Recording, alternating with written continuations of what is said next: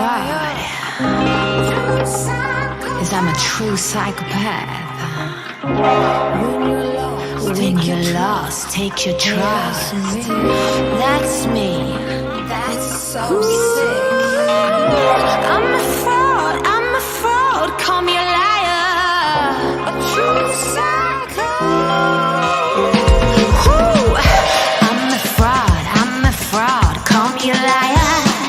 A true psychopath, don't love me. When you're lost, take your trust. Yeah, that's me. Oh, that's me, that's me, that's me. Yes, I'm a fraud. Call me a liar. A true psychopath.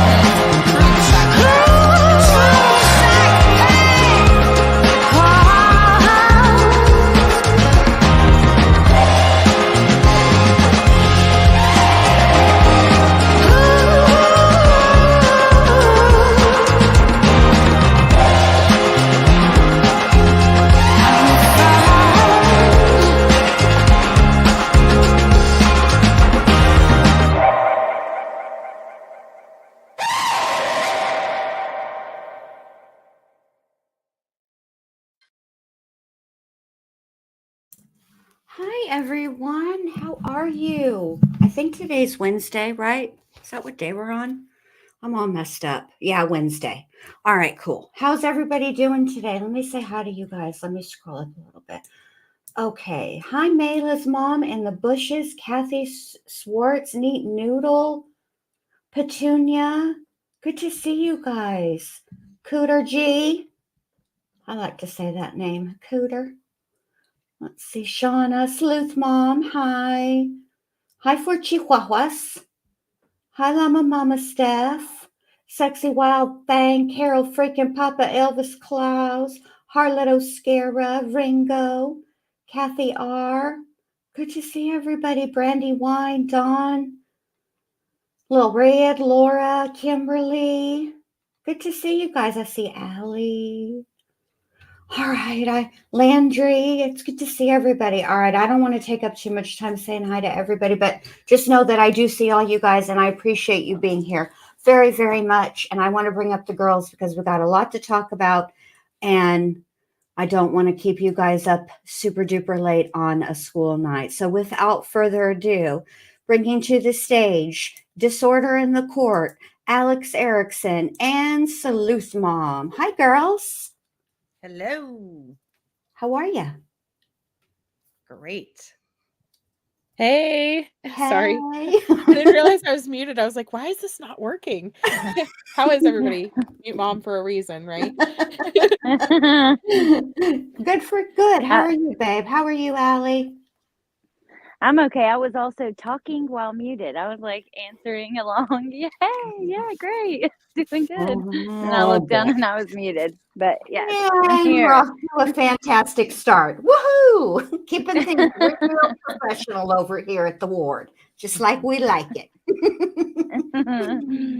All right. So to catch everybody up, hey, ATS News, if you missed it, today was the state's closing arguments. And let me just say this, nobody, maybe Sleuth Mom, maybe, and maybe Allie, and I don't know, maybe even Disorder in the Court, Lynn.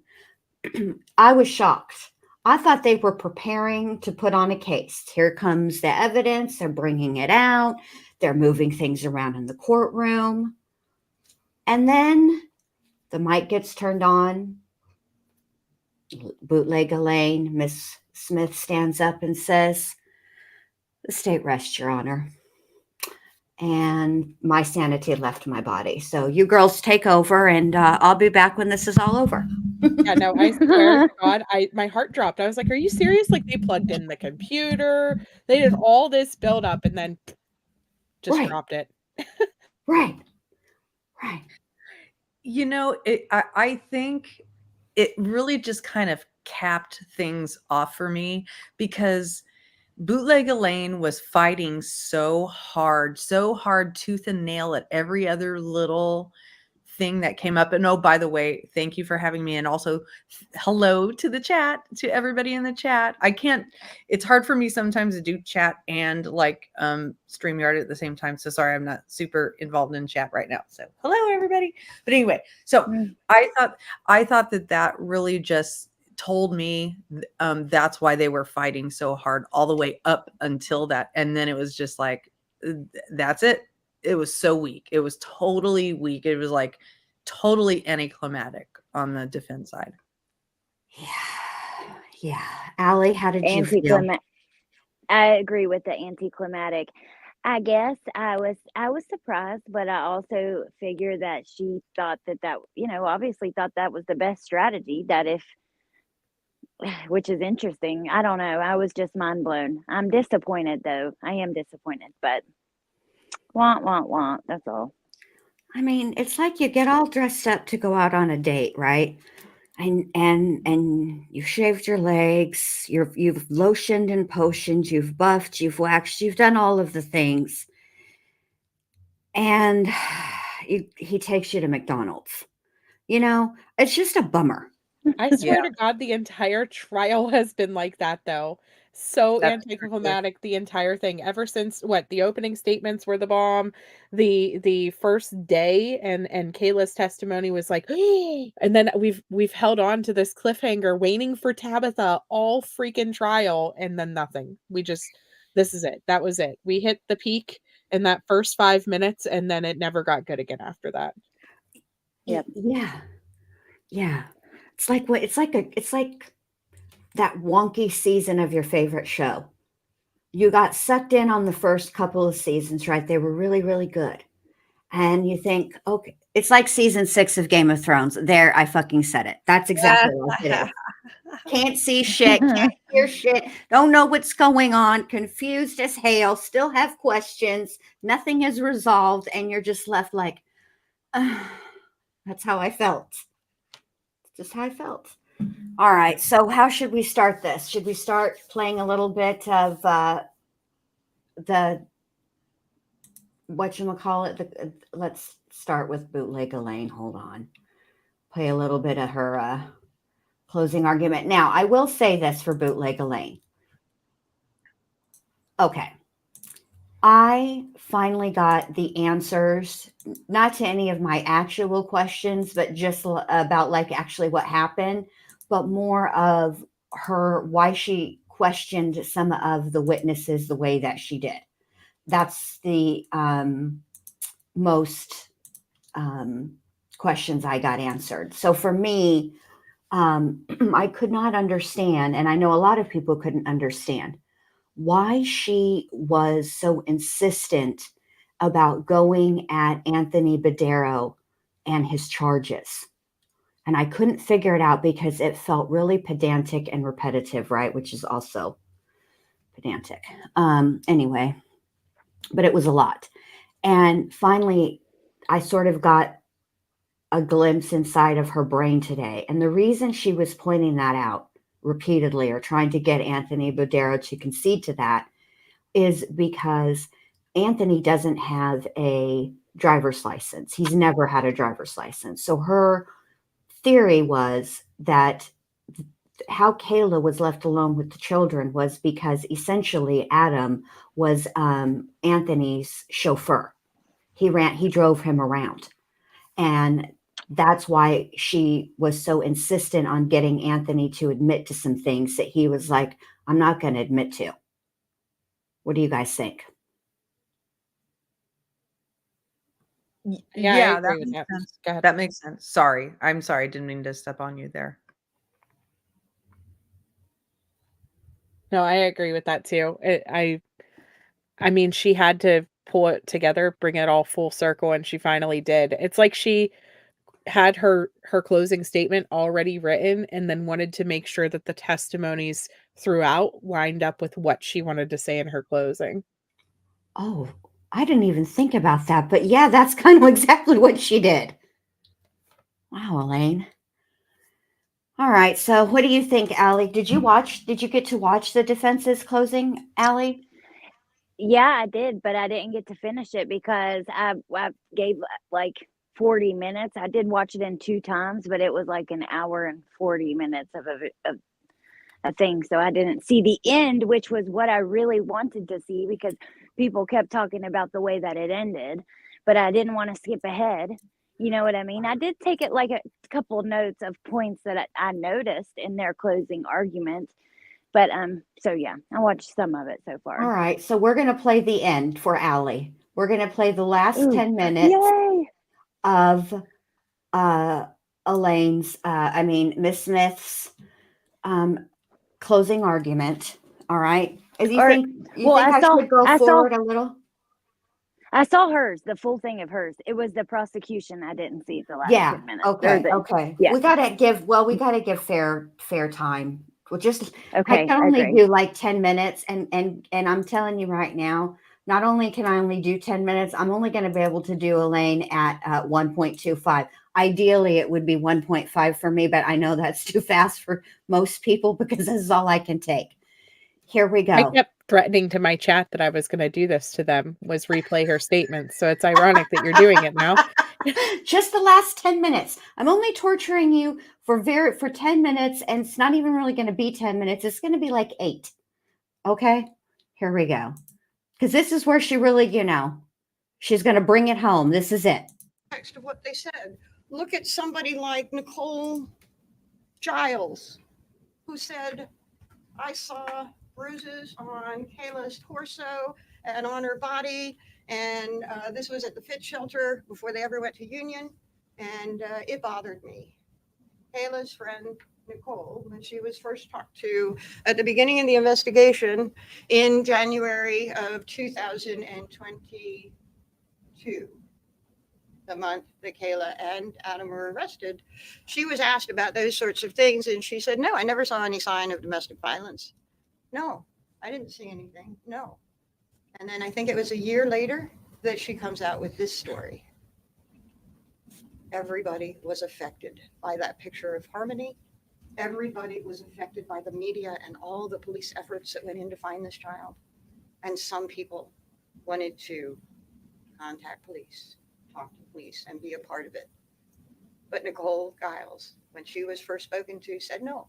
So if the state talks about what Nicole says, I won't be able to get up and say, wait a minute, she didn't say that at first. That was with all the exposure over the year. She made up that story to help her friend Kayla when she was talking neutrally without knowing anything. No DV. Let's talk about Rebecca Maines. She sounded like a pretty decent person, standing up for her wrongs in her past, taking responsibility, understanding it. But boy, did she get her hair up when Jamie, Attorney Brooks, started asking about those things. I've admitted I'm a criminal. Don't go down that road. No, she is still denying her status as a criminal because she doesn't want to hear it anymore. She got her hair up and she said, no. When I talked to them in January of 2023, I wasn't looking to get anything. When I talked to them, I wasn't facing any charges. I was already convicted and in jail. Then you learned, no, she was facing charges. She was facing the charges that are still pending now. And I think she said that she wasn't getting any additional time. There are plenty of reasons that people say what they say. With Rebecca, I can't go through the changes. You heard that she had several interviews and not what came out when. But you do know that she did have a reason to want to give something to the police, and what she gave to the police actually didn't fit anything else. Adam worked 4 years to get Harmony. He didn't hate her because she reminded him of Crystal. He loved her and wanted her in the house in his grandmother's house with his family, his immediate family and his bigger family. And he wanted to raise her. Things absolutely fell apart after. But he didn't hate Harmony. I'm going to have to stop you right there, ma'am. First of all, it's not like Adam got Harmony and brought her to live with this extended family in this extended family situation because that was the ideal situation. Homeboy was homeless. He had no prospects. He had no job. He wasn't going anywhere, and he was living with his family. Why don't you just tell the truth? Stop insulting our intelligence, please. It's really annoying. Anything from you, ladies? For me, the reason, like I felt differently about that. I felt like she was about to say brought her into his home, but she knew it wasn't his home, and that's why she said into his family's home. But you know, I don't know. It's crazy. I think that I'm just in the very small minority on a lot of these things with this case, and I'm usually not, so it's kind of blowing my mind. I mean, I love, Allie, that you want to see the good in people. And that you think that, and there might be something to that, that Elaine, I might need to quit calling her that Miss Smith said, was trying to sort of explain the situation, put a pretty spin on it, sort of like saying, if you are a stay-at-home mom, you're a domestic engineer, like that, padding your resume a little bit. And I get it.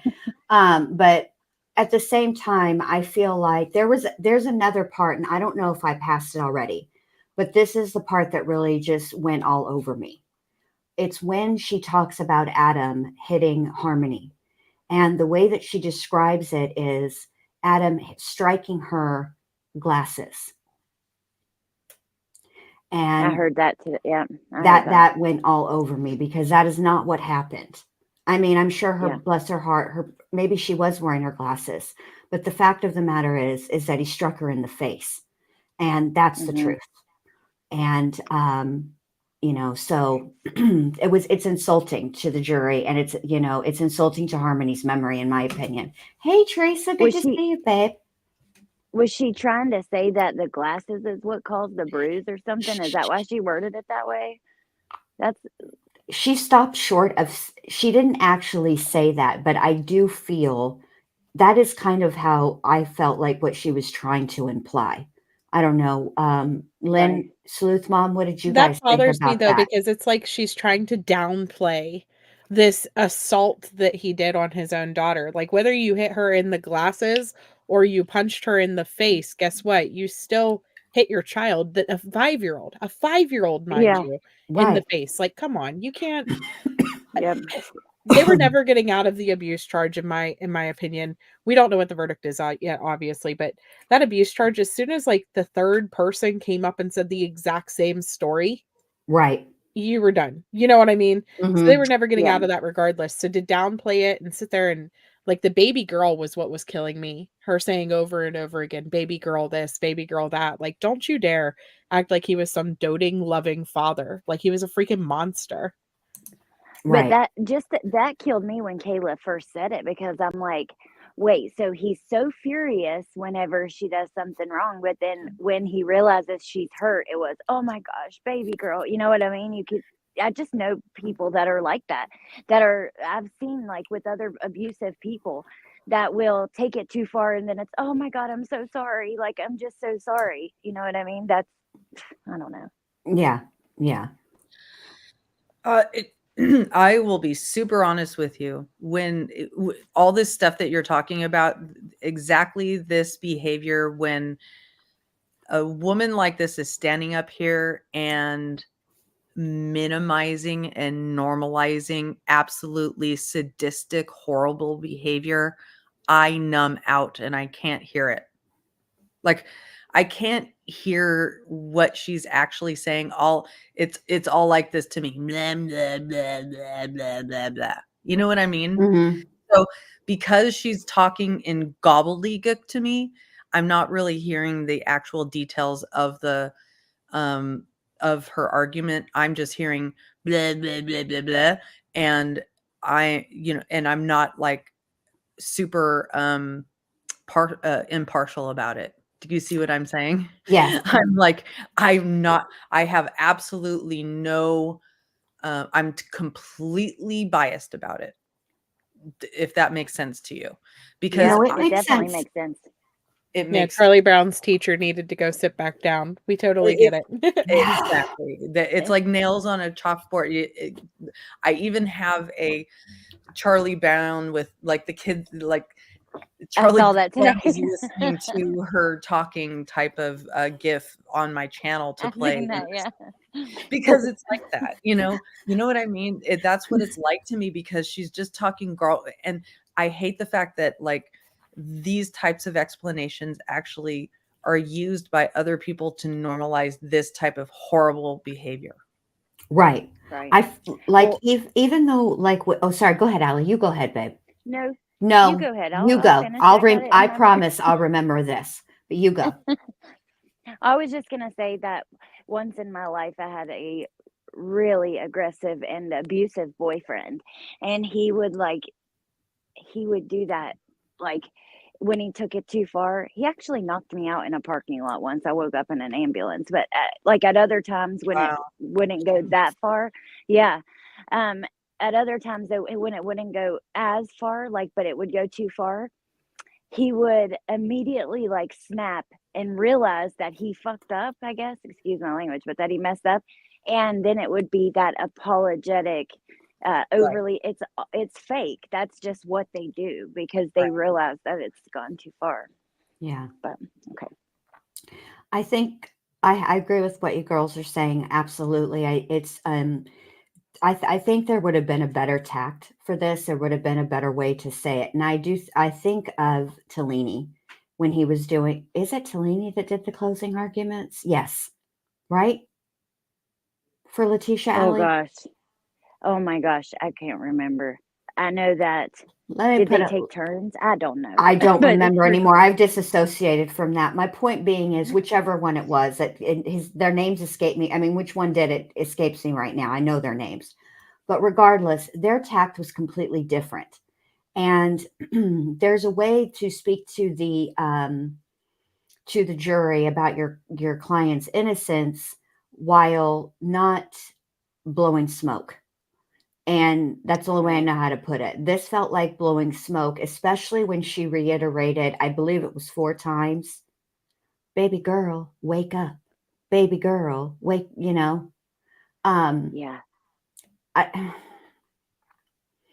mean, there were too many people that got on that stand that Uncle Kevin had zero to gain by getting up there and saying that he saw Harmony's black eye. He confronted Adam about the black eye and then, repeated what Adam had told him about it, so I feel like, holy crap, I typoed sleuth mom. I need to fix that. I feel like the fact that he did that, he has nothing to gain by doing this. This isn't one of those, nobody had anything to gain. I mean, except for Kayla. Kayla is the only person in this situation that had anything to gain by lying. Kayla and Adam both, okay? But as far as the other witnesses, they didn't have anything to gain by coming forward. In fact, most of them didn't want to come forward. They didn't want to be involved in this. And so I think for her to get up there, this was a mistake. But I have to say, I thought that the jury was going to, I was surprised that I'm surprised that it's taking them as long as it is. 2.5 hours is a long. Really? You thought they were going to be back quick then? I did. I did. I was, No. I've been back and forth with what I thought after the state's closing argument. And here's the thing.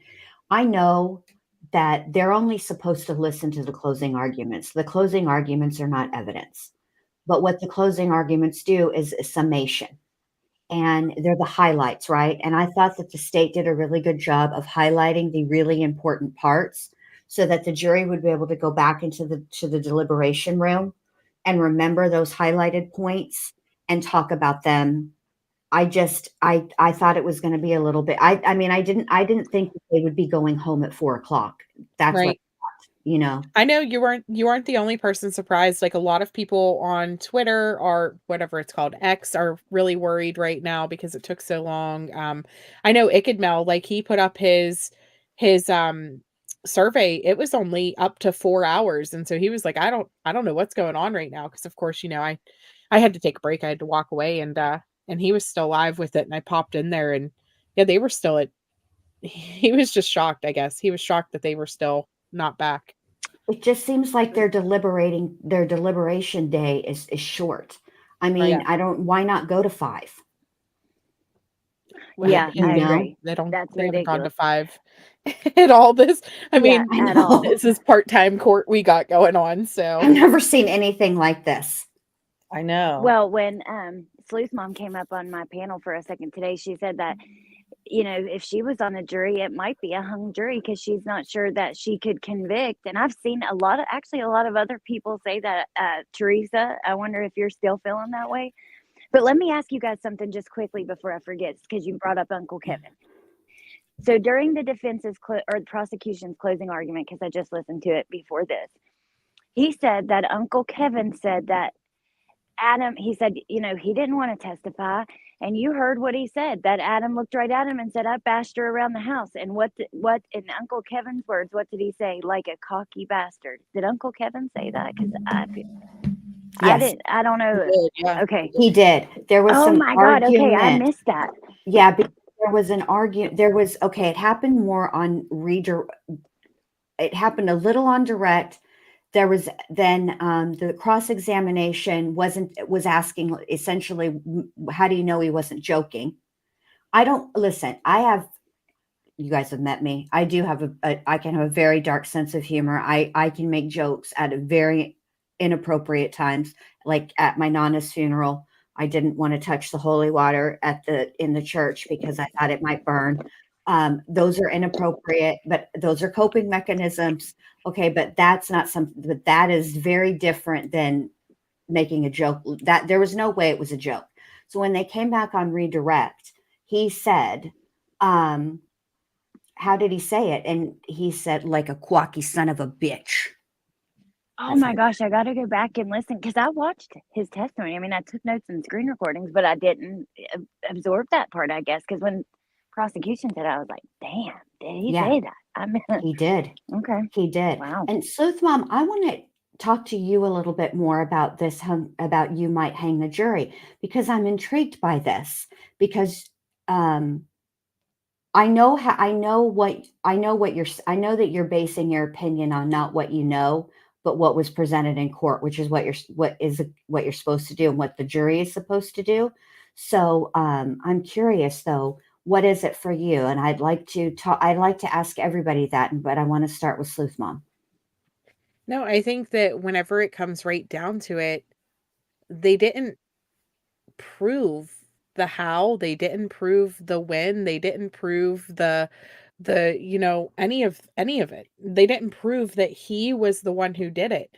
To me, the 29th is still a big question mark. We have just Kayla's word saying that they threw Harmony under a blanket. That's why the police didn't see her in that car. To me, I want to know, how do we know for sure that Harmony wasn't already gone on the 29th because she wasn't there? But the only person that could have testified to where Harmony was or back up Kayla's story, which is Tabitha, because she was present in that vehicle, was never presented as a witness. And I'm sure there's reasons behind why they didn't put her on the stand. But to me, it just leaves too many questions and too many holes in the story. Then also matching up Kayla's stuff. And I was glad. I wasn't glad because I want him found guilty. Please, Right. nobody mistaken me on that. But the defense attorney sat there and pointed out the inconsistencies between Kayla's different stories from Friday to Monday. And that was important for the defense to do for the defense. But then as a juror, I'm sitting there thinking the same thing that she's saying, how did you beat her from 2:00 until all the way through the Burger King drive-through? How was that child even still, capable to be sitting upright at that point if you're beating her from 2 in the morning until, 7:30 in the drive-through? And how did nobody notice him doing this whenever they're saying that they did it in at stoplights and different things? Like, it just does not add up to me. It just does not connect. So For you, it's the Can you ex- timeline. Yeah, the timeline screws everything up, and just the holes of making me have to believe just Kayla. It just doesn't connect because I can you can't explain put my like faith in just Kayla. can you also explain what you said about when they questioned, like Kayla was the one who would get mad over the accidents and some of that, and Yeah, Adam and so wouldn't. that was one of the things that whenever Kimberly Frayne, I think her last name was on the stand, she said that Adam never complained about the accidents. It was Kayla who would complain to her about Harmony having accidents all of the time. And so if this was based off of Harmony having an accident, why wouldn't it make sense that the person who is complaining about the repeat accidents was the person who, allegedly struck her or did all of these things? The other thing was the big hole, in my opinion, is the lack of evidence. There's no biological evidence in that car. And she even said during her testimony that Adam came back through and he had blood all over his hand. So how is there no blood in this car at all? Not even a drop of Blue Star. They searched the whole thing. Not even a drop. How does that happen if Adam had blood all over his hands? And a lot of people have said, oh, well, you can have a traumatic brain injury and things like that without blood being present, which I understand. But according to Kayla's testimony that everybody wants us to believe, there was blood. So where is it inside of the vehicle?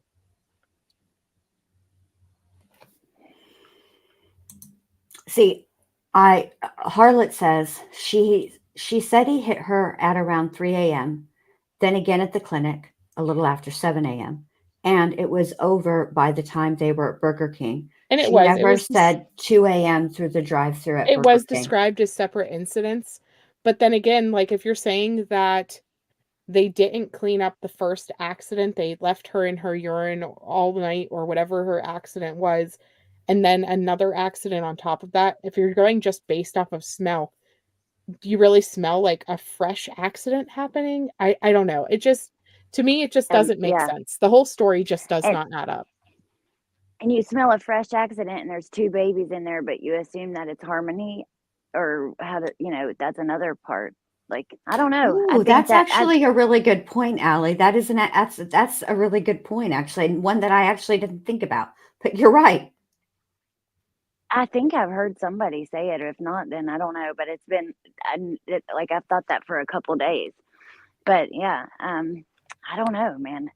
It's so interesting hearing from people with your opinions, Lou's mom, because, or like Mayla's mom, who thinks that they proved, that Harmony's deceased, that the abuse of the corpse, that he hit Kayla, but she would not vote him guilty right now. And here's the thing, like, out of 12 people, even though I believe that he either did it or he did it with Kayla, I don't know. I start to wonder about Kayla. She was already openly admitted to hitting Harmony in the head. So and then to take the fall thing, that's just like kind of weird. Like, why would he take the fall if he did it? Like, why would he say, I'll take the fall if he's the one who did it? That just Agreed. And that doesn't make sentence has sense. stood out to me the entire time. Like her saying that on the stand, like I'm sorry, but that's a big deal. And then the drug dealer. I'm sorry, I'm sorry that I say that word on your panel all the time. But the I'm going to accidentally on right, purpose have to mute you. I know, it's right? what I mean, just Anthony Bodero. So Bodero, or we can him call being him by his, Tone Capone, however you want to do it. That's his the name. him being so insistent that he did not sell them any type of substances that week. Why is that such a big deal? He is so insistent. He doesn't know, doesn't know, doesn't know. And then he was so insistent that not that week. To me, it's more likely that she could have gotten into some of their substances or had an accident like that. And it would have led to Adam going to jail, Kayla going to jail, Mr. Bodero going to jail. And that is why it's so important, all of those things, because she had some type of accident like that, maybe while they weren't even in the car. Maybe they went inside and they were doing something and came back out, just like Adam is saying, and she was laying there deceased. I mean, something along the lines that they both would have went down. Yeah. Or That's yes. what that's where the pack comes in. That's where all of these people not remembering their stories, why there's so many people who have convenient lapses of memory, and why, hey, Adam is saying if it comes down to it, I will take the fall, but let's do everything that we can to make Harmony just disappear. Yeah. I mean, See, I didn't. go ahead, babe. Go ahead. No, you go ahead. I've already talked quite a lot. I want to hear from you. Oh, I was just going to say, I meant to say something to Harlot the other night when we were live, when it was me, you, and Sleuth Mom, and she said that she didn't think that Kayla would say something like that because it makes her look worse. And I pondered that all day today, Harlot. I thought about that. I thought about it while I was in the shower, mostly because that's when I do, like you guys know, it's when all my good ideas come is when I'm in the shower. And I thought about that, and I went over Kayla's testimony, and I remember listening to her, and I was doing dishes or something. I was doing something else, and the first thing that went through my mind when she was describing some of the things that took place is, man, she is a cold fish. I actually think Kayla does not give a rat's fat kneecap how anything makes her sound. I think that I don't think that was a consideration is my point, because the way that she's able to talk about certain events with no emotion is it's actually a little bit scary. I mean, no emotion. I'm not talking Yeah. and the thing is, I don't expect tears. Tears are not the only acceptable emotion. Anger is an acceptable emotion. I mean, listen, it would be if you saw this, right, happen in front of you, and now you're looking back on it. It would be I don't like that word, but normal, because that's relative, but it would be within the normal range to have a little tone of anger to your voice when you're recalling what was done to this child. Listen to the way I'm talking about it. I'm angry and I wasn't even there. She was dissociated on the I was stand. gonna say, yeah, I think she dissociated She completely. was just I also think she completely never cared about dissociated. Yeah. But then she started crying. When So she she was wasn't talking completely about, dissociated. I think she was detached and dissociated at points. But then when she was talking about her and what he did to her, exactly. that was the deal breaker for Kayla. When he turned that anger and that venom onto her, then it was a problem. Right. Which is a problem for me. Right. We see this though in a lot of child abuse cases where one child will be selected and abused. Somebody had mentioned, why would he feel comfortable to leave her with the other kids and things like that if she had a place in this? I don't think the other kids probably were ever abused. I think that Harmony wasn't his or wasn't hers, and she had no tolerance for her accidents. She had no tolerance for any of the behaviors, and I think that she admitted to striking her into the head, and so we better believe that she likely, was frustrated, and I don't know. I feel like Harmony Oh was yeah. likely not loved by anyone in that home. Well, yeah, Well, think about this. look Well, at go ahead, Lynn, because you. I'm sorry. Look at the Mm-mm. Shonda Vander Ark thing that just happened. I don't know if any of you followed that, but that was the woman who basically tortured her 15-year-old special needs son to death, and her older son, who's now older, he's in his 20s, was like used to do it. So it was basically she used her older son to help torture and kill her younger son. Yeah. And so you're right. That's what happens is one of the children is scapegoated, and what the kind of like flying monkey, if you will, is taught to believe is that they deserve it, that they are choosing these behaviors, right? And so like Kayla believed, and Adam said that Harmony was choosing to have accidents, that she was choosing to behave the way she was doing. Right. Oh my God, that is just so. Ugh. And the Shanda's case is just disgusting as well.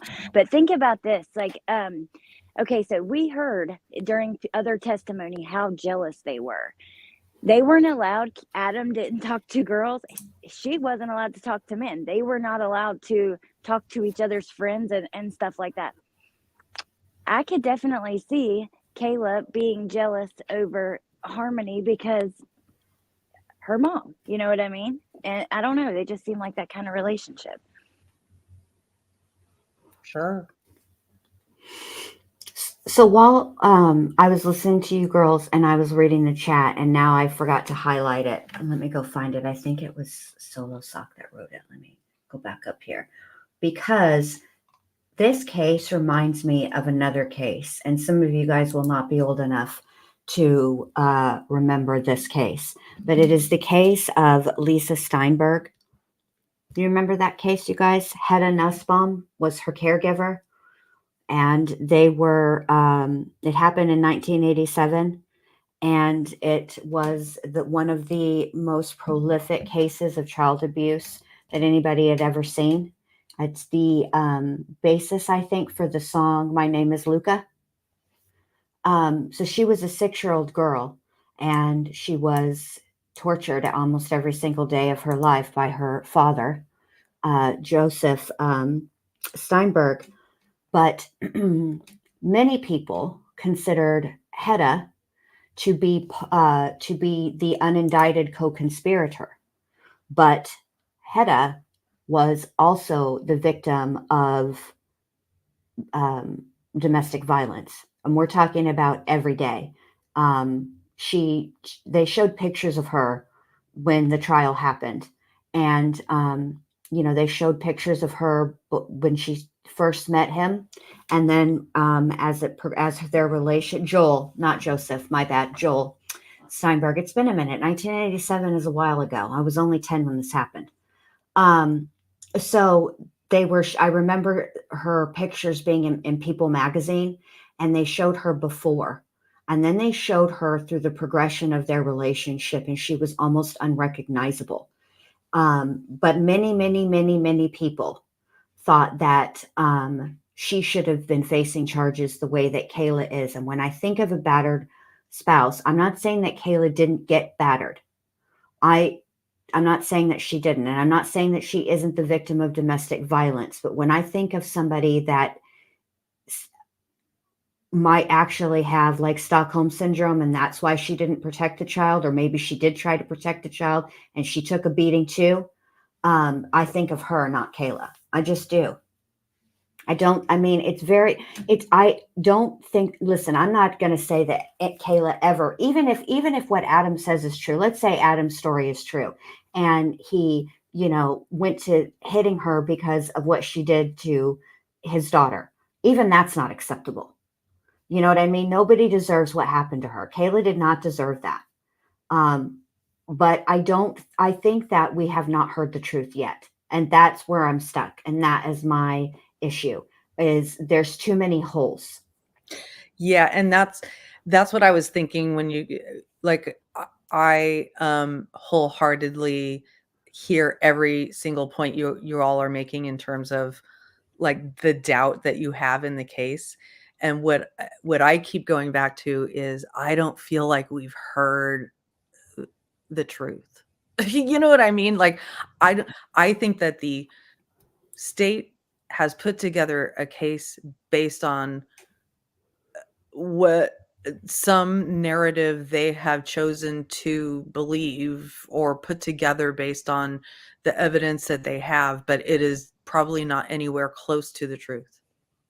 And I think that's my biggest problem, because after hearing the case in court, we shouldn't still be speculating about what happened. We should know what happened. And so I guess I'm uncomfortable living in a situation where, are we really going to convict somebody that we really don't have the details, and we're still speculating like, well, could it have been Kayla? Could it have been done at the Guilford Street address before they were even living in the car? Because I'm sorry, but I still believe that Kayla's mom lied for her about meeting Harmony on the 30th. Speaking of that, wasn't when Harmony was missing before anyone was arrested, remember there was like a really horrible smell at the Guilford house and the door was propped open? Yes, and I showed that on my stream. It was Yes. on January I didn't 20, I can't remember, January 20 something, that Adam broke back into the house. He kicked open the doors and things like that so that he could, quote unquote, air it out. And I'm sorry, but do you really think that Adam was the type of guy to care about the smell in a house that he was removed from? I doubt Oh, it. I didn't know I think that that he part. had stored her remains in there at some point. Oh my God. Don't know. I think what my issue is, and I feel comfortable speaking or saying that this is probably all of our issue. It's not that we don't think that Adam is guilty. It's that we don't, for me, I don't think Adam is the only one who is guilty. And I don't feel comfortable with the way that things stand. I have covered and I have watched many, many, many trials. And every trial that I've ever watched, especially when there is a case that I have followed, I usually still have the majority of the questions that I had when I, started the trial. Usually they're answered. There's always a few lingering ones, for like with Letitia Stout. I don't think we've heard the truth yet of that candle. The candle plays a role in some way, shape, or form, but I don't think we've heard the truth of it yet. I And only know. The gate has always stood out to me because she made it a point to say he was Yes. the only one with the key to the gate. It's always Yes. bothered me. So there's something to that too, but that candle story is something that for the longest time she stuck to, and those details, she was adamant about it. The candle has some role. I just don't know what it is, and I do not believe that it's what Letitia says it is at all, but it is significant. And that question has never been fully answered for me. But this situation, this trial, I thought, when I remember very distinctly Allie and I reading the probable cause affidavit together. And I said, some questions have been answered, and I bet you, Allie, in fact, I assured Allie, now it's like a jackass. I said, I'm sure that these questions are going to be answered. And here we are. We're at the end of the Now I trial. feel like a jackass. I do feel like a jackass. I was just sure that they had more than this. Right. Well, I have a philosophical question for y'all, for you Okay. ladies. Can you think of a case where you do feel satisfied with all the answers? That, that we have the answers? Yes. And I mean that genuinely. No, this there is not, is. you know what I mean? Like, I don't have a case in mind where I do feel that way. I can think of a lot of cases where we're still going, oh my God, like, Yeah. But what no, I I mean, so the Pike County Massacre, George Wagner the Fourth. Mhm. I feel satisfied that we know exactly what happened, especially now that they his brother's testimony. His brother and his mom testified for the state against him, Jake. Yeah, And they said they didn't want to be recorded in any way, shape, or form, right? But the transcript has now been made available, and it's been read. And hearing Jake's testimony, I didn't actually have any questions about what George did. I had questions about things that Jake is alleged to have done, and he answered them. And I feel satisfied that we know what happened in that case. I feel satisfied we know what happened with Letitia Stout. My questions have nothing to do with her. Of all look, clearly she has an extremely busy mind, which means there's all types of ideas floating around in that brain of hers, and these are the ones that she thought were the best of all of them to come out of her mouth, and they make no sense. That's my question. Like, you have all these ideas and these are the fucking ones that won. For me, that's, but for the most part, there's more case for me. There are more cases that I feel satisfied in understanding what happened than, but this is one for me that I'm just like, the only other one that was like this for me was the West Memphis 3 case. I never could understand how they got from where they got to a conviction. It just didn't make any sense to me. There was just too much reasonable doubt. You know what I mean? Yeah. There's not reasonable doubt for me here. I know that Adam was a part of it. Yeah. What's the problem for me is all these other questions about what actually happened. I thought we would have a very clear understanding, as gruesome and as horrific as it would have been for Harmony. We would have known what happened to her, and we don't. Yeah. Well, I want to answer that, but also let me just say, as far as, because Harlot had said, what else did you think they would have? But I just want to say, usually the arrest affidavit is a small portion of the evidence in the cases and trials I've followed and seen arrest affidavit versus trial. Usually they save quite a lot for the trial. And I've even heard attorneys, many attorneys say that the burden of proof is far greater at a trial than it is in an arrest affidavit. So usually there is a lot of evidence that you get at the trial that you didn't have before. Now, for me, with am I satisfied? With other cases, I think with most cases, there's always still questions. But I think some of them, you can still see clearly that the person is see what happened and that they're guilty of it based on the evidence, even with the questions, if that makes sense. But I don't know. I don't know. Okay, that's all. Go ahead, sleep, Mom. No, and I agree with what you're saying. And in this case, it was the exact opposite effect, right? They presented us with 55 pages of this affidavit and with all of these details and all of these different things in there. For example, the Travis Beach stuff. Where was Johnson? Why wasn't Johnson up on that stand? Why didn't we see Tabitha? Why didn't they question Travis Beach about the conversation that they released to us that Johnson allegedly had with him about Adam admitting to Travis Beach that he had killed Harmony? All of that stuff was missing. And I feel like it's stuff that they probably could have presented, right? But they didn't. And so they didn't take it down that line of questioning. They didn't take it that direction. And then they only put 50 witnesses out of the 200 on the stand, or however many. I think it was right around 200. And I feel like most of their evidence, almost everything that the district attorney's office presented, pertained to what happened with Harmony after everything happened.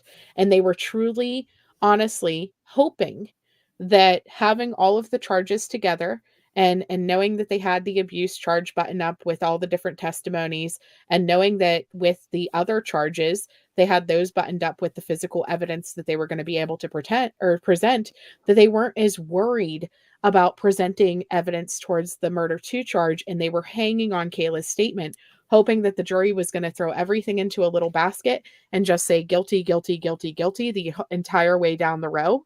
And Adam really screwed that up, and Lady Elaine, whenever they were not Mr. Rogers' neighborhood Lady Elaine.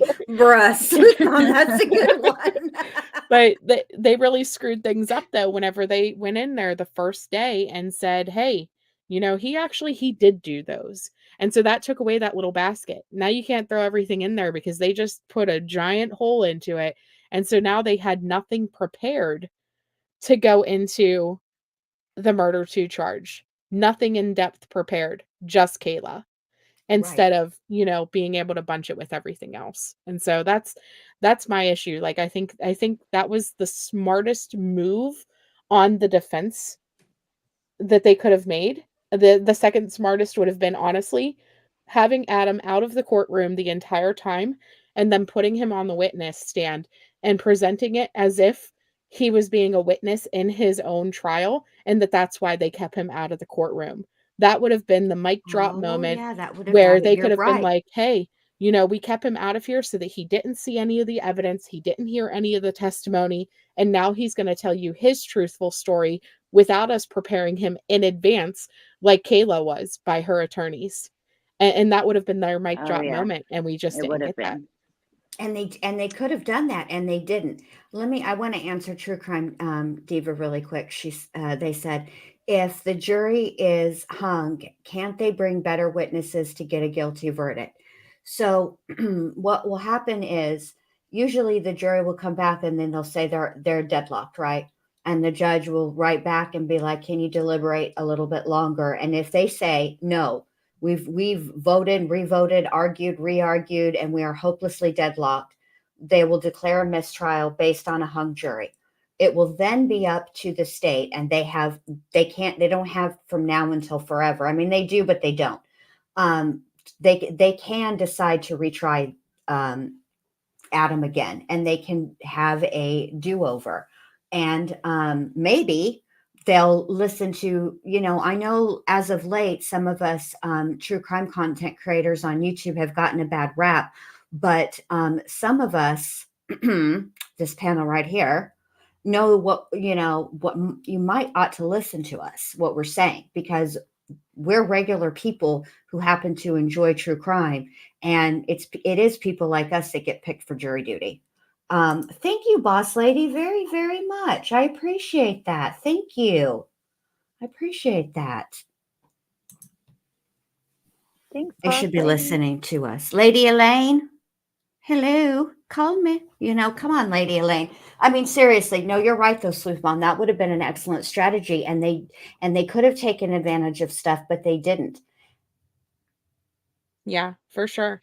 Makes But I appreciate makes you you so wonder much, why. Jen Lou, for having me up. I do have to jump down. I'm so sorry, Oh, you no, guys. you're okay, baby. But thank you, and bye, everybody. Bye, sweetie. Thanks for Thank you for coming. coming.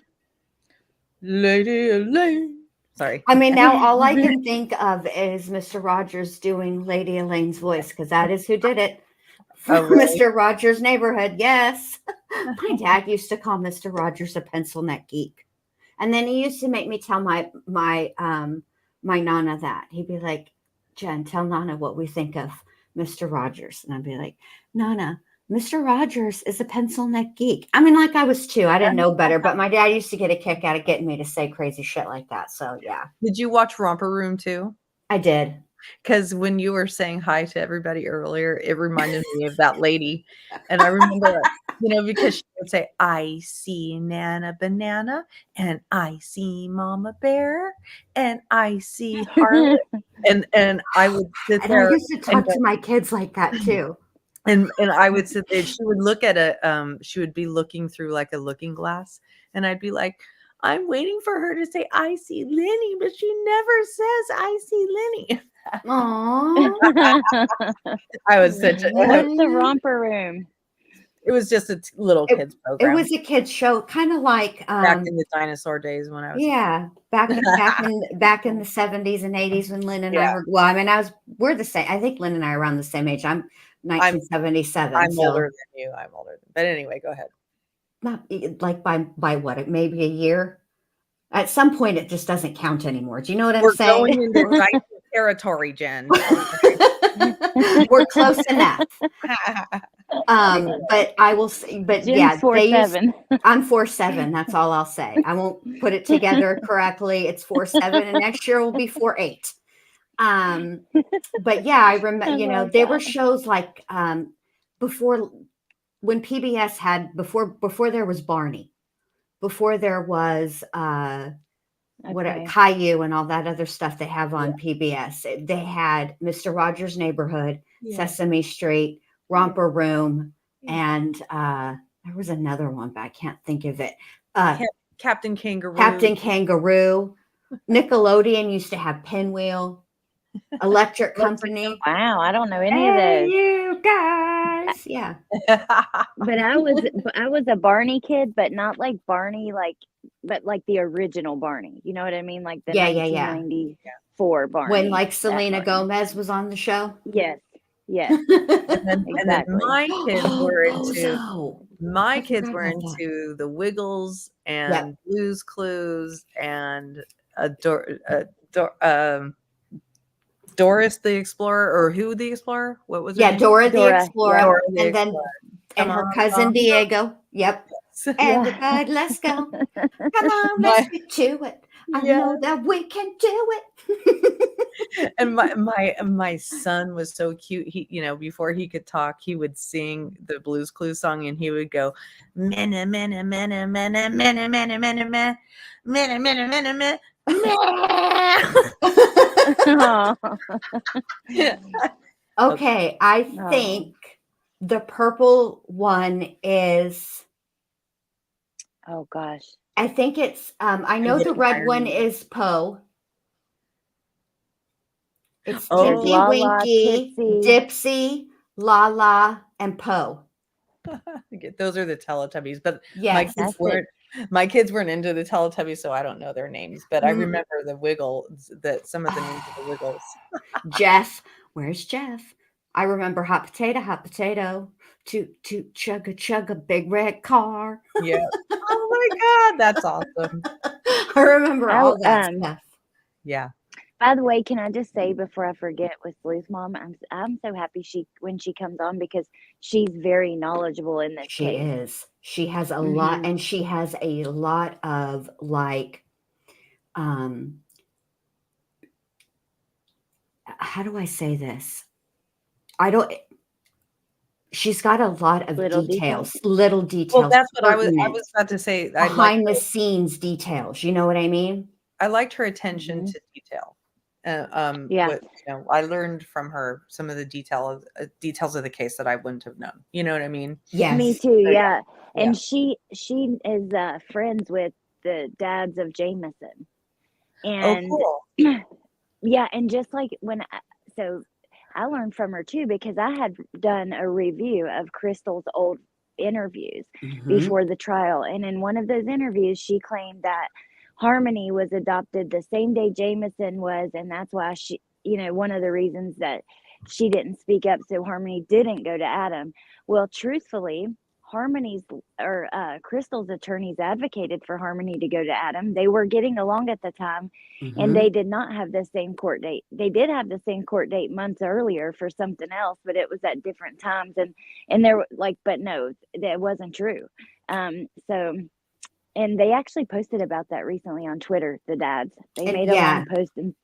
Yeah. Because it was really important. Oh, sorry, we're going to say the same thing. Go ahead, babe.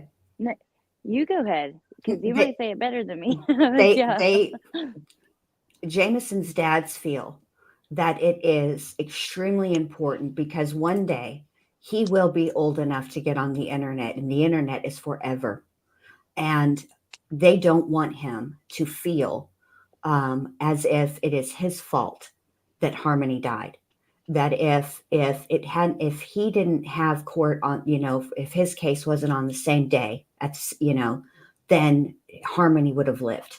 So it's very important for his fathers to correct that narrative. And I do remember them going on with Court TV, and I do think it was Vinny. Mm-hmm. And and clearing it up, and yet it still hasn't been cleared up. It is one of those things that continues to get said. It gets repeated. And well, I think that she said Vinny, or recently, like Vinny let the misinformation get said again on a show recently or something like that, and that even though they've talked to Court TV, they've and all the things, that it's still happening. So it's sad. It breaks my heart. I mean, there's a definite, and I think we should talk about this, the ripple effect that this case has had on so many people, and it's now rippled out to us because I know for a solid fact, 100%. Allie and I have talked about this case on streams together, obviously, but we've also talked about this case a lot offline, privately. And for us to say, I'm not sure that we know what's going on, you have to know how hard that is for us to say. We're not saying that Adam had no part. We're not saying that Adam didn't do anything, that Adam should walk. That, please, I don't want anybody out there to misunderstand that, because that's not what we're saying. I understand that the state very much needed Kayla's story, right? Otherwise, they wouldn't have had enough to bring against, not for murder. I mean, they could have gotten him for for the abuse, for the assault. They could have gotten him for the tampering with evidence or fabricating evidence, and the abuse of a corpse. But they could have gotten her for that too. And I understand that. I think what is really stuck in my craw with the situation is that it feels like Harmony was failed in so many ways by so many people. And I feel like she's being failed again, because there isn't the entire, and I know that even when we do go to trial in other cases, you never, the only people that know the entire story of what occurred during a murder are the people that were there. So I know that even, they don't present 100% of what happened, but they usually do present at least 90% of what happened. Motive is, not necessary, but still states will bring it up. But this doesn't feel like that. It feels like it's just whatever. Adam's a bad guy. Adam did a bad thing, which I think he did. But I think I think Harmony deserves her story to be told. All of it. I agree. She does, and she deserves the effort being put into pulling those extra pieces, even pieces that were in the affidavit that weren't mentioned today, pulling everything out. She deserves that extra effort. But here's the thing too, even if he's found guilty, I still think she's being failed, because second-degree murder is that's just a joke in itself. If they actually believe that she was beat to death like that, I mean, I don't know. I don't like that. I feel like, and only him being charged too, it's not justice, in my opinion. I mean, it would be some, but even if he is found guilty, you don't walk away with any satisfaction that there was justice. At least I don't. But I did think of something that I really wanted to hear from both of you guys. Who do you think out of all the witnesses had the most damning testimony towards Adam, of course, but who do you think had the most damning testimony?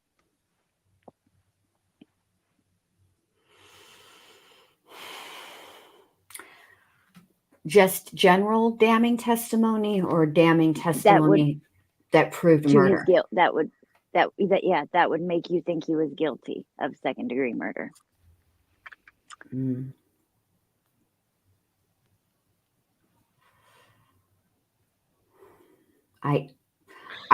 I think Uncle Kevin's testimony was probably the most damning, in that it showed that Adam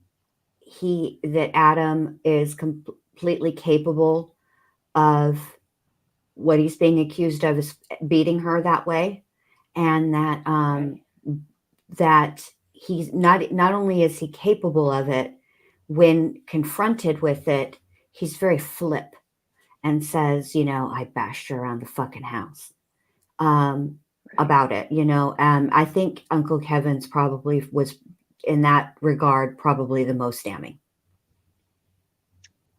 Okay.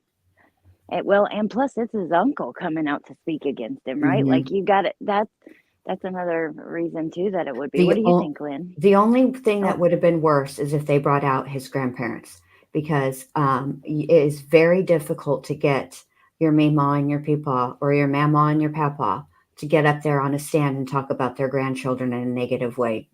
Grandparents almost never see their grandchildren negatively. And I'm glad they didn't. for them, that's the only thing that would have been worse. For their sake. Mm-hmm. Yeah. Okay, sorry. Go ahead, Lynn. Because I absolutely want to hear what Lynn has to say. Me too. But I also want to hear, go ahead, Lynn. So Rebecca Maines was really powerful to me. She said almost that was the second to the last witness. Okay. That was the one that was like his best friend or whatever at the time, she claimed. Yes. Okay. Yeah. Because he told her that he hit Harmony, and he told her why. So he not only testified she testified that he did it, and he testified to a motive, and that it was that he hated her to his core.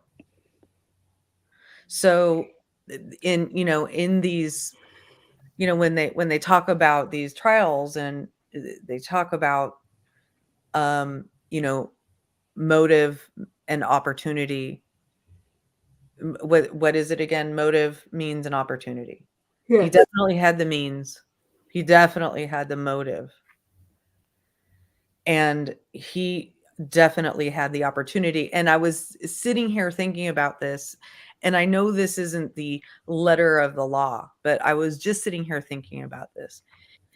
If Adam and Kayla were not in Harmony's life, would Harmony still be here today?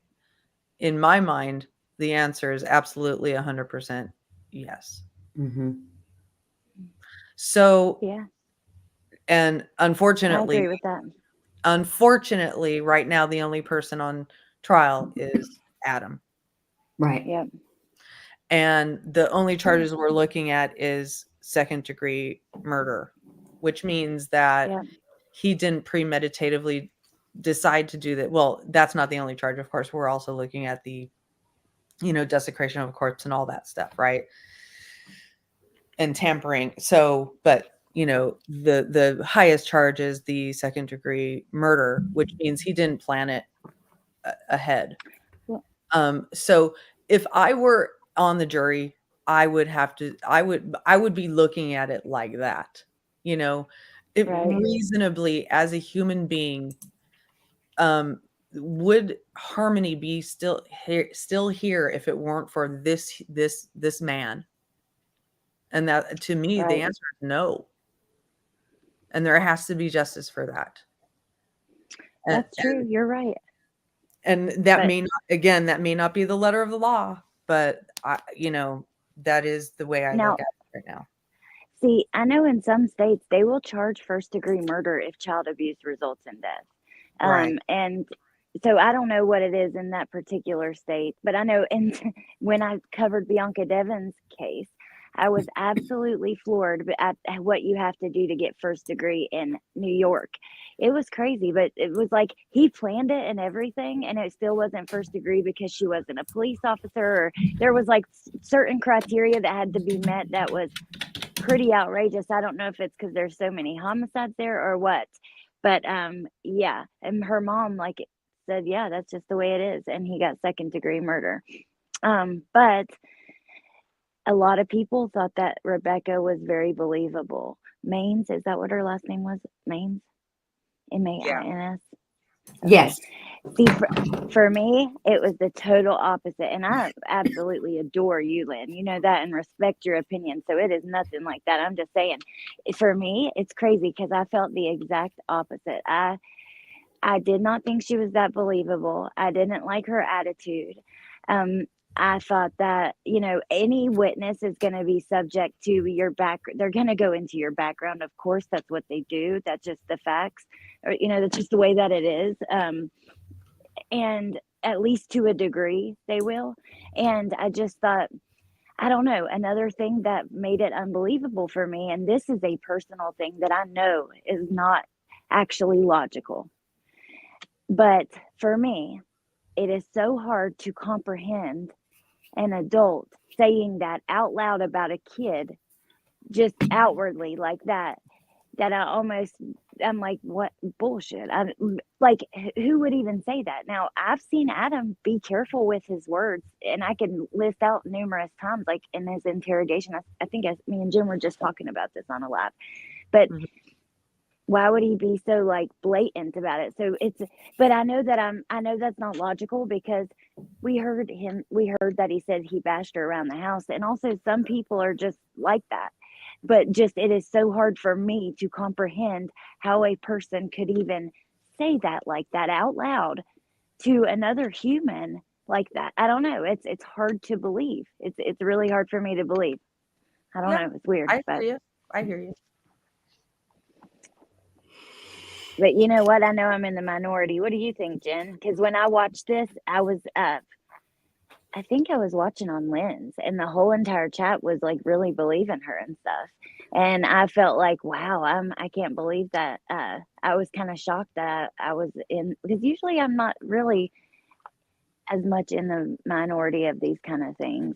But I found it an interesting dichotomy because while there were multiple witnesses that testified that he hated Harmony, that he said that.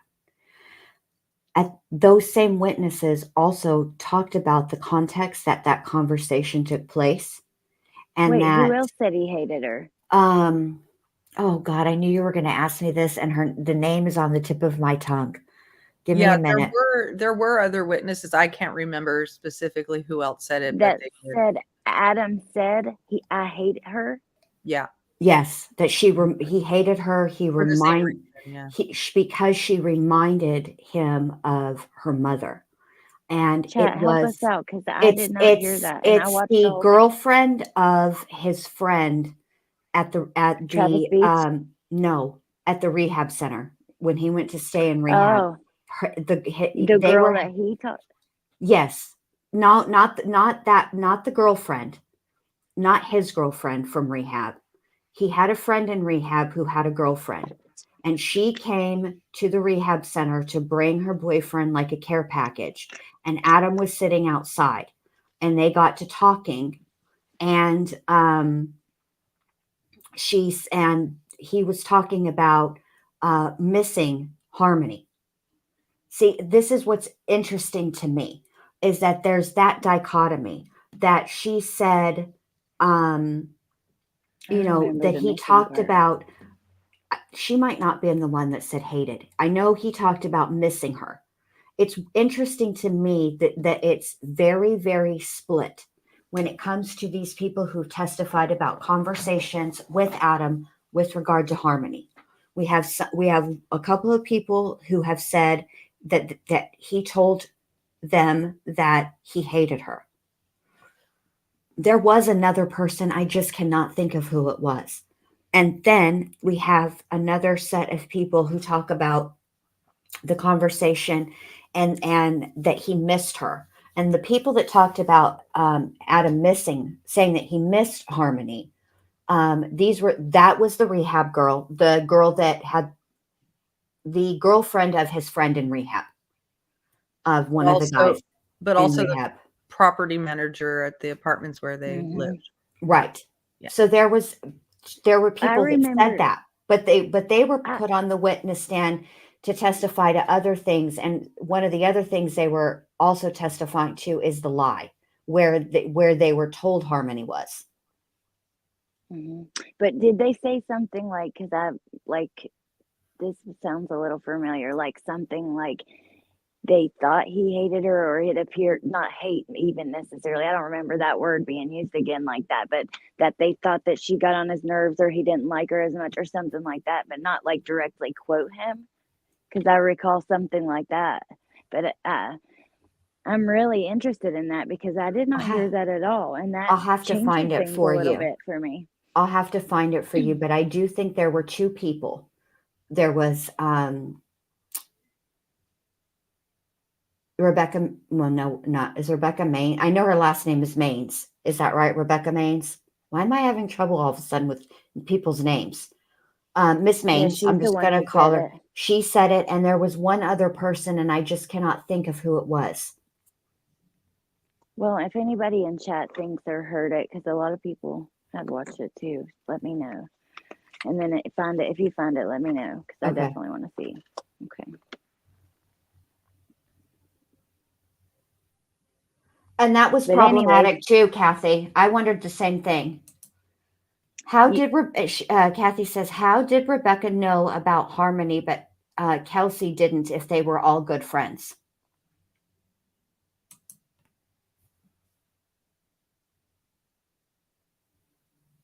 I think because Kelsey, like, we don't know what Kelsey knew for sure, but right.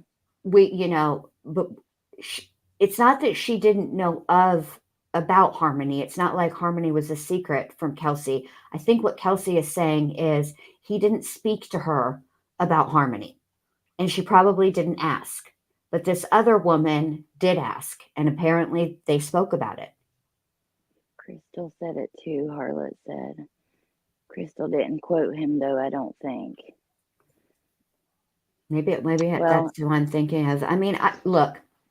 It doesn't matter. Regardless, you were saying that something about the dichotomy. It's interesting to You didn't me finish that it. Adam chose his words so carefully, that he was very consistent in mentioning to people that if it's not that he brought Harmony up, he only would say anything about Harmony if he was asked. And then he wanted to change the subject quickly. And that is something that multiple witnesses testified to. But to me, it just seems like he's so careful with his words. He's careful in the interrogation video. When they ask him an open-ended question, he wants them to really narrow it down. What are you exactly talking about? He wants an exact, Yeah. and I find it, but I am. Do I think that it's possible that he felt that way about Harmony? Yes. But I find it interesting that he felt that he could trust this woman enough to say something like that. That's a big thing to say. Yeah, it is a big thing to say. I don't know, man. It's just bizarre to me, but I mean,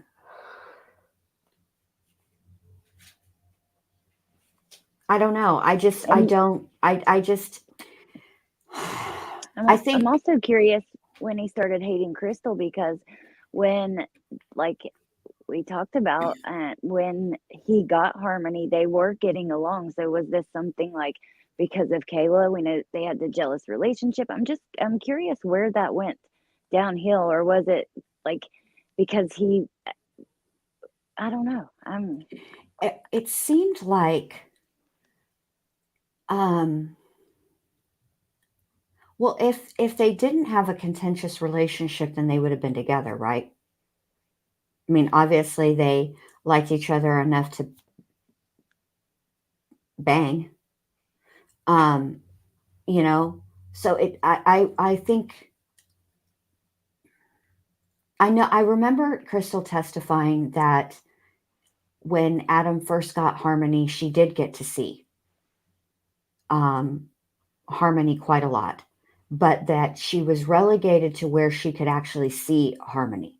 Like, she was only allowed to stay like in the living room or use the bathroom, and that's about it. Like, she didn't, she couldn't just go wandering around the house. But maybe, I don't know when it changed or what made it change for them. Probably being young. You know how you are when you think you're in love, but you're actually not. And then you have, as Jimmy Buffett says, a permanent reminder of a temporary feeling.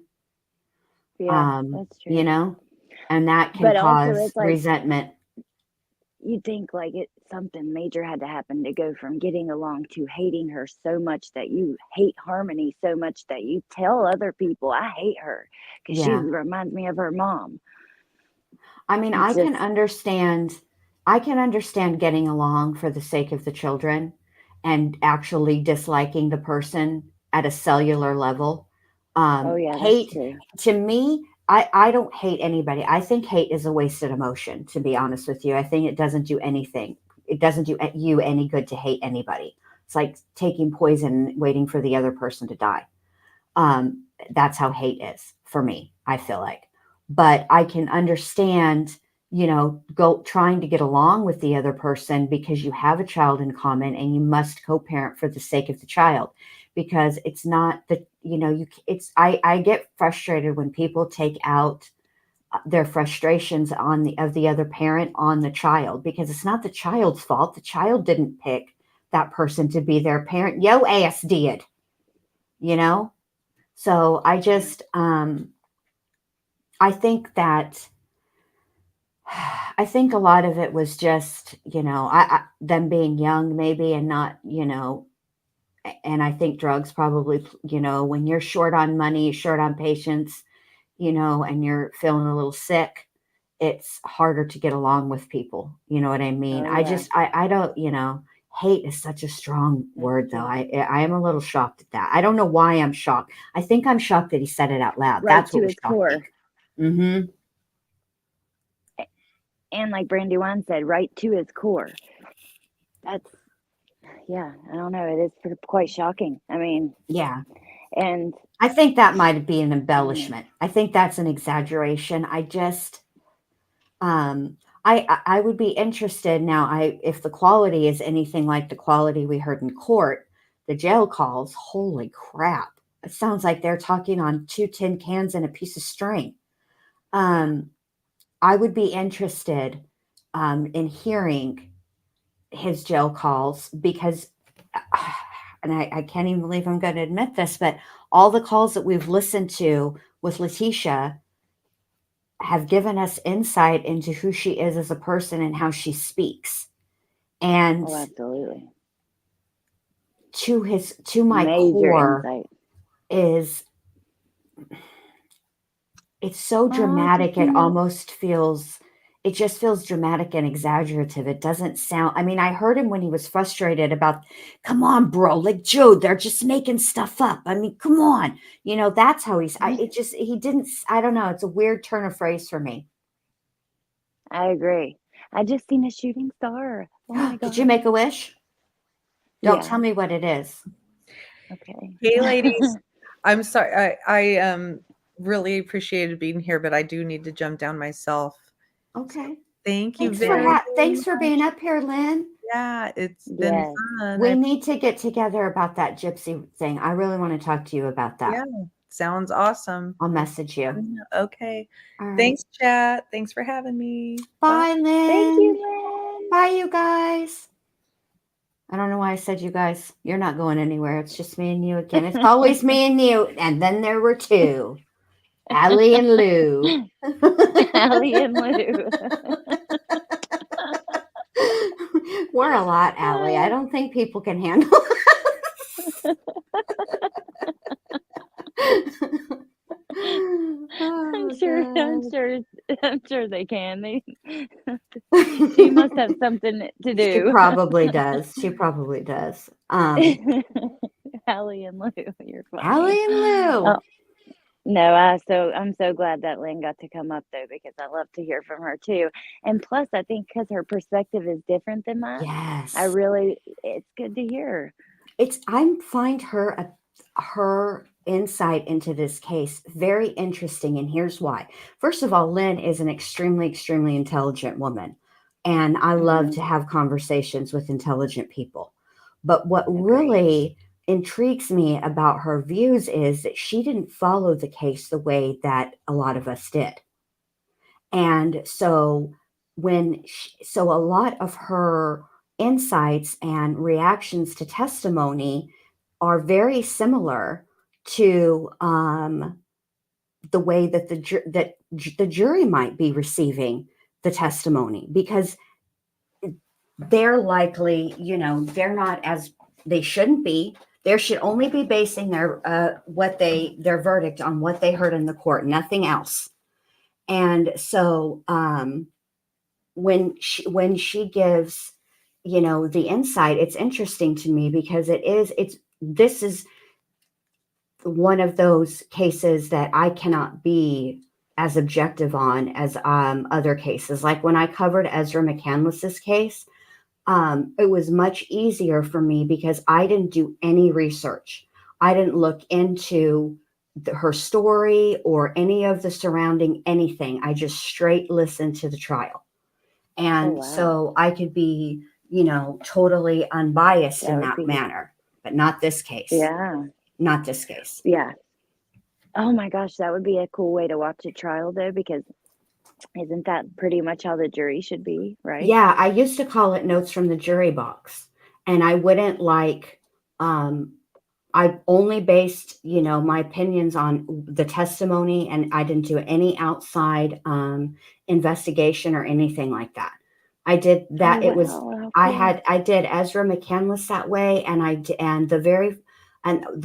covered a trial with Teresa, Todd,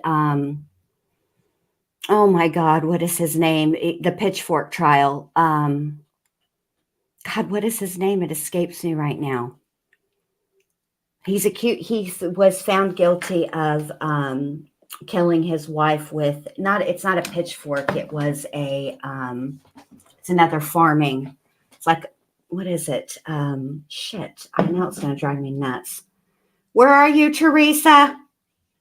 But that trial. Yeah.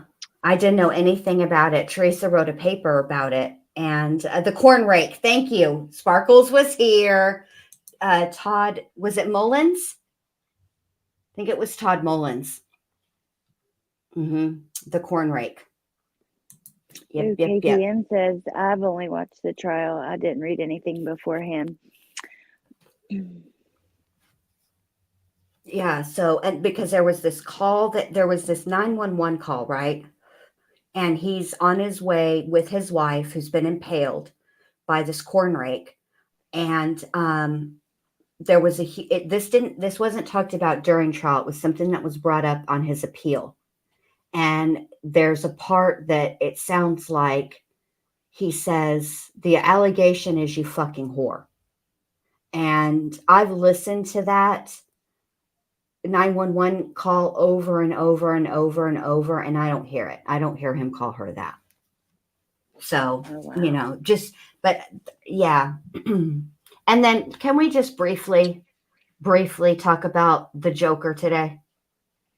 Who, Lori? Yes. This Patricia's bitch comment. walked in like she was listening to Snoop talking about just how does he say it?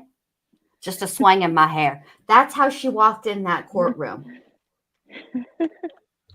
Patricia said she had her own wind tunnel with her. She thought she was in a hair commercial. Bruh. The way that she was walking into Yeah. that courtroom, I mean, smiling, talking about, good morning. Like, do you know why you're here, ma'am? They have Ma'am, 20 terabytes of dirt on your ass. Okay? Yeah. I mean, do y'all Well- know how much 20 terabytes? Think about it in this perspective. We all have watched at least one or two YouTube beefs, and we've seen the screenshots from private chats, from discords, etc. Okay, and we think that's a lot. Imagine 20 terabytes of screenshots. No, but really, that's a lot, because That's remember a when lot. they talked about, was it 1 terabyte with Idaho, and they said Yeah. to go through it, it would take Yes. like longer than they had till trial just to Yes. physically go through it. Yes. So, oh my gosh, that is crazy, but I Yes. don't know. I really truly believe that Lori she's mentally ill. I believe that she is mentally ill as well. But I believe that I don't believe that her being mentally ill, I think she's still culpable. I think, and the reason I think I that agree. is because of all of the things, all of the steps that she took Oh yeah. to hide her crime and to lie. I mean, she told 3 different stories to different people about what happened to Charles Vallow. Yeah, and you're 1,000% right. She's culpable because she covered it. She went through and for a long time covered it up, not just like for a short period of time. She kept trying to cover her tracks in all her crimes. You know what I mean? And she's still to this day to a degree does that. She won't talk, but no, I think that she's culpable. She definitely is aware enough to know not to talk and stuff like that. She's not, and no matter what, even being mentally ill, like I'd still believe you deserve to be punished. She's a dangerous woman. She's had years and years. Especially if many people think that she took she's killed Tylee's dad, Yes. and that was years before. So think about that. That's years and years of. So she definitely deserves to be punished. But she truly, I think she's delusional. I do Truly. too. Did you watch Ruby Frankie and Jody Hildebrandt's sentencing? No, I didn't watch it. Oh my What God, happened? Allie. Ruby got up there, and I'm always amazed at people who can get up in front of God and everybody and act like they're taking accountability while simultaneously taking zero accountability and actually blaming somebody else. Basically, she got up there and she said, I did it, and what I did was wrong, but I did it because I was under the influence of Jody Hildebrandt. She was a counselor, she was a licensed professional, blah, blah, blah, blah, blah. And this is something, if you guys are really, really interested in Jody Hildebrandt, the place to go is Mormon. True. What is it? Mormon Podcast, I think is the name of it. Hold on. I'll tell you. Give me just Mormon 1 second. Stories? Mormon Stories Podcast. And I'll tell you why. Because to understand the depths and how the Mormon Church played a role in Jody Hildebrandt, you have to watch that podcast, because Jody Hildebrandt goes back a long way. She was recommended by bishops. She goes back to, if you guys have watched the Boy Scout documentary that's on Netflix, if you have not watched that documentary, I'm going to tell you right now, it's heinous stuff. It's hard to hear. It's heartbreaking. It makes you sad, weep for the world. But you have to take it in pieces, but I would strongly suggest listening to that. But the Mormon Church, as boys were growing up, they were involved in Boy Scouts. It was part of the deal. And most Mormon men are Eagle Scouts. They go all the way to the top, which is that's the top of the Boy Scouts in Eagle Scout. And there was abuse going on. And one of the boys, who's now a man, who was part of that and was abused, and the Mormon Church, according to him, which I believe his story, covered it up. And when he got older and he was in college, he was having issues in his marriage, and he and his wife were referred to Jody Hildebrandt. And now, keeping in mind that this man has been a member of, he was born into the church. And so, he went to his bishop with all kinds of stuff. So his bishop was aware of his past, with what happened to him as a Boy Scout. And Jody Hildebrandt did a number on his wife. And Adam Steed. Yes, Kathy, you guys have got to, let me find his story. When he first came on Mormon Stories podcast, he was on there with Mormon Stories and Hidden True Crime. And they just did, so his story is just, you have to listen to it. Before you go any further, about Ruby and her saying that, was this the first time she had blamed anybody else like that? Had she turned on her before today? Or was this or before that day? Or she really hadn't talked a lot about, what had happened was she got arrested, right? And they quickly came to a plea agreement. And then today they wanted to do a pre-sentencing investigation. She really hasn't spoken. She made a statement in court. But then they had Jody Hildebrandt up there. And evidently, Jody has been caught on jail calls, who, just being basically an asshole. Let me find this. Hold on. Let me see if I can search it this way. Hold on. Let me search it. It might be easier than just to, let me see. Mormon stories.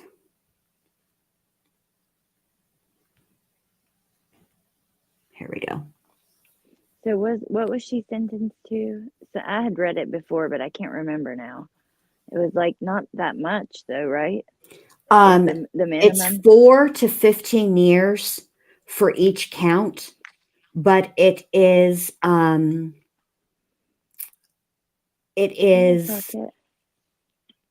be served consecutively. So what will happen is she will do her 4 years or whatever, right? Or whenever she would be eligible for parole. She has to do a minimum of 4 on the first count, right? Then then they will decide whether or not she'll get out. So she would have to be released from the first sentence before she can begin doing her second sentence, and then her third sentence, and then her fourth sentence. Oh, so she has at least 16 years? She's got quite a bit of time. Okay. Wow. Good. Why can She I not deserves find it, this? but- It's just this one. Oh, they said that in the chat. They just said that they removed it.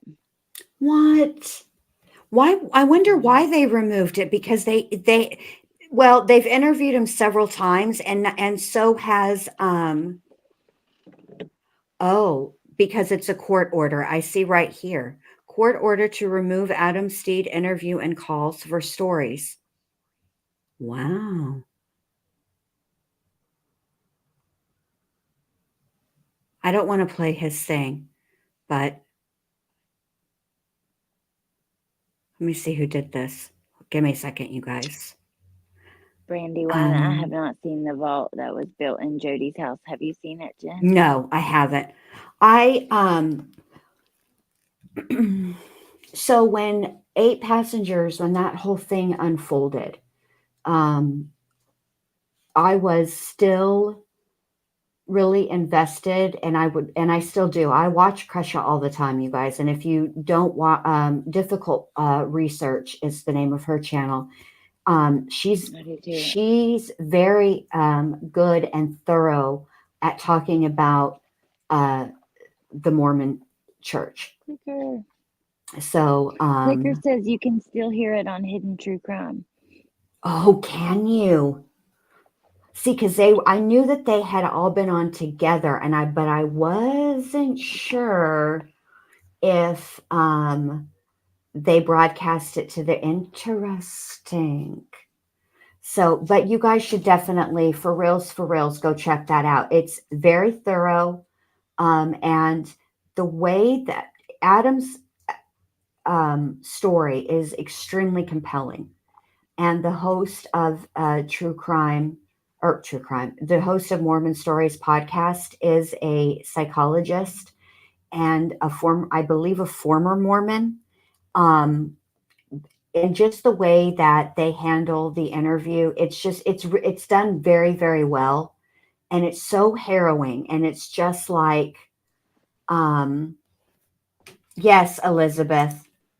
Oops, hold on. Let me click this. Elizabeth said, I think Jody was well on her way to building her own place. Came in, but also it's just late, and I've been up since like 6, but I am definitely, up and down since like 6, because I laid back down for a little bit, but we'll get off of here. Are you sure? I'm okay. Yeah. Okay. I'm good. Okay. Elizabeth said, I think Jody was well on her way to building her own place for a distortion Colt, because that whole property screams bad shiz going to take place here. I mean, Jody is shit ain't right, y'all. What is that saying? The milk ain't clean, y'all. The milk is not clean. It's very convoluted, but it's very interesting, and it's really compelling. And if you are interested in that, those are the two places that I think have the best and most credible information. It's so I would suggest watching Mormon Stories podcast, Hidden True Crime, and Difficult Research. Those are my top 3 for that kind of information. I didn't follow that super closely, but I did watch when her niece did an interview. I think it was with like ET or something. It was like Yes, she was on Mormon Stories podcast first, and she that was another. Oh my gosh, Allie, that interview! God, the stuff she said, it was awful, awful. Yeah. That she did that to her years and years ago. It's just yeah. So, but anyway, I guess. What do you think? You think we'll have a verdict tomorrow? I don't know. I really don't know. Because, okay, so I meant to say this earlier, so I'm glad you asked this. But for us, there's a lot of split decisions, especially in our chats. But when I was watching earlier, I clicked into Law and Crime because it said verdict watch. I just wanted to see if there was Me too. I kept it on there. I had you on the TV and verdict watch on the phone when you were live. Well, I was hoping that maybe they'd have some people talking, you know what I mean, their host or whatever. And so they had that poll going, and on the poll it was 99% said that he was guilty, and they proved it beyond a reasonable doubt. So that shocked me. I think people thought it, and hey, I'm people. I thought that they would deliberate until 5. Why? Who the fuck knows why that came into my brain? Who knows? Because there's no evidence of that either. So who knows why I was thinking that? But I'm very curious what they are, how it's going, what if anything they're hung up on, or they're taking time to go over. And I will say this, I do hope that at least one or two of the jury members gives an interview, because I would be so interested in what they say, because you and me, and everybody, we can all talk about it. At the end of the day, we're not the ones deciding. And I think about it sometimes, and although I think it would be incredibly fascinating to be a juror, I gotta say, I don't know if I could, if I would be okay with having that kind of responsibility, having the fate of another human being. Yeah. Being in control of that. Because even though it's your civic duty, and I would try, I don't know how I don't know. I don't know if I would be able to do it. I have to be honest. I've been thinking about that a lot lately. If I could do it. For a trial like this, I think it would be really difficult. Children like this or Gannon's. But let me ask you, so when they go for this, they will individually probably talk through each charge. I guess there's 2, there's not really much to talk about. So I wonder how long that would take, just if they thought automatically he was guilty and there wasn't anybody pushing back. Would that take less than 2.5 hours? Isn't that how long they did today? Yeah,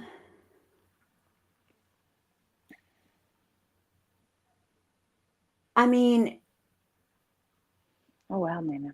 I thought that, I guess, no, I mean, I think I thought that they would probably render a verdict on the evidence and a little emotion. I think it's really difficult to expect a human being not to be emotional when it's in a case like this. Yeah. And so I thought it was going to be a quicker verdict than it is. I think that, but I think that they're taking their time and they're trying to. I will say this. I would suspect that they're probably wrestling with some of the same questions we are wrestling with. And I think what they're going to have to say, what they're going to have to do is what we all have to do. We have to realize, it's not that we don't realize, we have to accept that Kayla is not the one on trial. And no matter what we think of her or how much she minimized her role in all of this, there isn't anything that we can do. No, and I think that she's a huge distraction in this trial, actually, for both sides. For both sides. It's so unfortunate, but you are right. But it is so unfortunate. It pains me to hear that. It literally irks my soul knowing that they may never bring charges against her, even if they did catch her in lies during her testimony. She's likely to get out, in actually quite a short amount of time and go live her life. And that is just infuriating. And there is nothing we can do about it, and we do have to accept it. But I'll tell you guys this. I feel very, very strongly in the universe. Everybody has a different word for it, but for me, I say the universe. The universe always balances things out. And whatever, the universe will handle Kayla in the way the universe sees fit.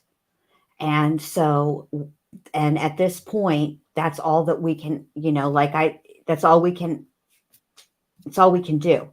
She is, for all intents and purposes, in my opinion, the Karla Homolka of the United States. She is a person who got a sweetheart deal, and, and there's nothing that anybody can do about it. That is just heartbreaking, man. It is so, because like you had said earlier, Harmony has been failed by everybody pretty much since day one, since the day she was born. Probably even before that, if we're being honest. I'm just saying, that's just the truth. And oh God, it really makes me angry. It pisses me off. It pisses me off that when we were listening to the testimony by the medical examiner in Gannon's, in Letitia's trial about what happened to Gannon, as hard as that was, we all sat through it. We were all there for each other because I personally felt like I owed it to Gannon. It's difficult for me to hear it. Imagine what he was going through. He's just a little kid. So, and there were some surprises, the order in which things happened, that was surprising to me. But with Harmony, I feel like we haven't heard the whole story, not even close. I'm not talking about fussing over a few details. The candle with the candle situation, I'm sad. I wish I knew what happened, but it's not something that I'm gonna ponder, all the time. Not like this. I've been thinking about this since she got on the stand and testified, how things are not making sense. And, I had to agree with Bootleg Elaine when she said they don't make sense. They don't make sense. She's she testified to one thing at one point, and then she testified, and I'm not even talking about the proffers. I'm talking about straight testimony, and it makes me, it angers me, because I think it's an I think Harmony deserves to hear her story told. That is what is so sad to me. The truth, she deserves for the world to know what was done to her. Yeah. Period. And in Gannon's case, like that candle thing, it felt so huge. Mm-hmm.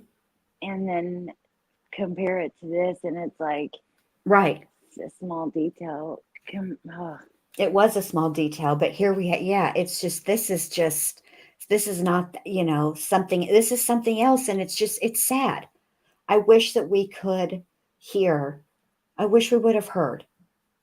I wish, we would know what happened to her, because her story deserves to be told. It really does. Yeah, and a lot more people deserve to pay for what happened to her. Yes. Not just Kayla. Not just Kayla. Mm-mm. Mm-mm. There needs to be an overhaul in the system. And when you move from, one state to another, those records, I think, should follow you. I think that's important. Chicken Shy, thank you so much. I appreciate that. Thank you. I also think the judge and the guardian ad litem that recommended that Yes. that Adam get Harmony, even though he hadn't even done what CPS asked him to do, Mm-hmm. they should pay. And there's probably even more people than that. Honestly, it's really sad. Yes, there does, Lil Red. There needs to be a Harmony's Law. There needs to be the same way, when back in the day when serial killers like, Ted Bundy, Ed Kemper, when they were getting away with it, because the police systems were, police departments were not interconnected. They didn't communicate with each other. It happened with the Hillside Stranglers too, because the bodies were being dumped in different jurisdictions, so they weren't communicating with each other. And we said, oh well, shit, and we fixed it, right? We need to fix this the same way that law enforcement databases are interconnected. CPS databases need to be interconnected, because we need to do better for our children, period. So, but we've been on here for like 2 hours, so, and it's getting late for you, it's getting late for me. I appreciate you guys all being here. I appreciate you being here, Allie. We always have the best conversations. Yes, and you guys are great in chat. And even though everybody in the chat, has their different perspectives, you guys are not fighting. It's not devolving into knockdown, drag in chat. And I appreciate that, because I think healthy debate is good for everybody. You learn something from it, I think. So I appreciate you guys in the chat. I want to say thank you to the mods. Obviously, thank you to the chatters. Thank you for the super stickers and the gifted memberships. I greatly appreciate it. Thanks for just being here. And if you haven't done so, could you please give your girl a thumbs up on the stream? It helps to keep me in the algorithm. Got to play the YouTube game, And I will see you guys tomorrow. I don't know what we'll be doing tomorrow. Maybe we'll do some calls if we don't have a verdict. Yeah, we should. We should do some calls. Yeah, let's do that. All right. Good night, you guys. Thank you so much. Thank you, guys. Good night. Love you. Bye. Bye.